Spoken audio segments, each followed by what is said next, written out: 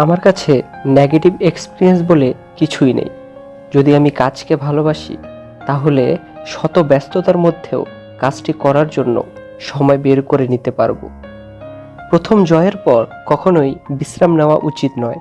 তাহলে দ্বিতীয়বার যদি আমরা ব্যর্থ হই তখন সবাই বলবে প্রথমটা তুমি ভাগ্যের জোরে পেরেছিলে। জীবন আর সময় পৃথিবীর শ্রেষ্ঠ শিক্ষক। জীবন শেখায় সময়কে সঠিকভাবে ব্যবহার করতে, আর সময় শেখায় জীবনের মূল্য দিতে।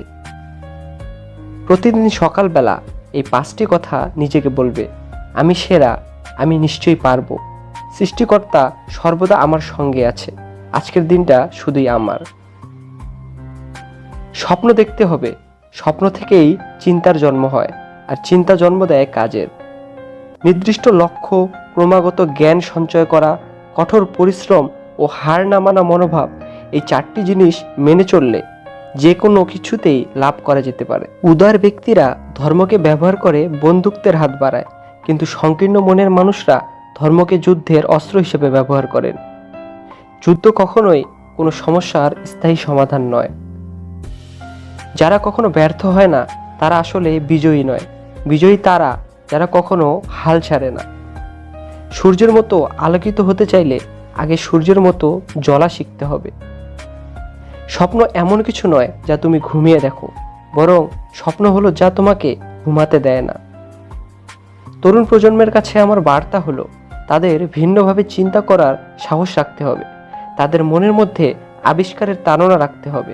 নিজের সমস্যাকে নিজেই মেটাবার মানসিকতা রাখতে হবে। তুমি তোমার ভবিষ্যৎ পরিবর্তন করতে পারবে না, কিন্তু অভ্যাস নিশ্চয়ই পরিবর্তন করতে পারবে, আর সেই অভ্যাসই তোমার ভবিষ্যৎ পরিবর্তন করে দেবে। পাখি কখনো ডাল ভেঙে পড়ে যাওয়ার ভয় করে না, কারণ তার বিশ্বাস ডালের উপর নয়, ডানার উপরে।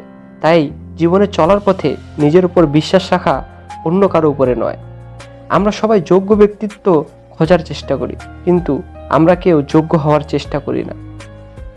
প্রতিদিন সকালে এই 5টি লাইন বলো, আমি সেরা, আমি করতে পারি, সৃষ্টিকর্তা সবসময় আমার সঙ্গে। ভিন্নভাবে চিন্তা করার ও উদ্ভাবনের সাহস থাকতে হবে। অপরিচিত পথে চলার ও অসম্ভব জিনিস আবিষ্কারের সাহস থাকতে হবে, এবং সমস্যাকে জয় করে সফল হতে হবে। এ সকল মহান গুণের দ্বারা তরুণদের চালিত হতে হবে। তরুণ প্রজন্মের প্রতি এই আমার বার্তা। জীবনে কঠিন বাধাগুলো তোমাকে ধ্বংস করতে আসে না, বরং আসে তোমার ভিতরে লুকিয়ে থাকা অমৃত শক্তি ও সম্ভাবনার অনুসন্ধান করতে। বাধাসমূহকে দেখিয়ে দাও যে তুমিও কম কঠিন নও। আমি সুদর্শন নই, কিন্তু আমি আমার হাত তার জন্য বাড়িয়ে দিতে পারি যার সত্যি সাহায্যের প্রয়োজন। সৌন্দর্য থাকে মানুষের মনে, মুখে নয়। যার মাঝে সীমাহীন উৎসাহ, বুদ্ধি ও একটানা কাজ করার গুণ থাকে, তবে তার সফল হওয়ার সম্ভাবনা সবচেয়ে বেশি। সফলতার গল্প পড়ো না, কারণ তা থেকে তুমি শুধু বার্তা পাবে। ব্যর্থতার গল্প পড়ো, তাহলে সফল হওয়ার কিছু ধারণা পাবে।